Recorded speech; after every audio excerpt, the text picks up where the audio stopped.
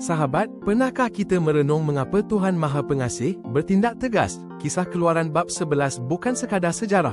Ia gambaran keadilan ilahi dan kasih setia Tuhan yang ingin membebaskan umatnya dari penindasan.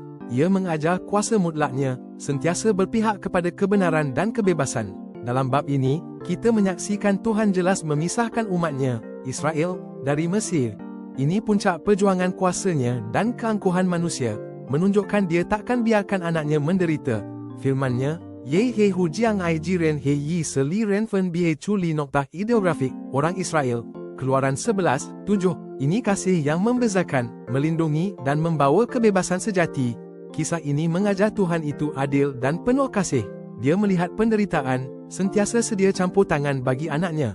Pemisahannya bukan untuk menghukum, tetapi membawa pembebasan sejati. Marilah mencari kebebasan hakiki dalam Dia. Percaya kasih-Nya memimpin kita keluar dari kegelapan ke terang-Nya. Dia sentiasa sayangkan kita semua.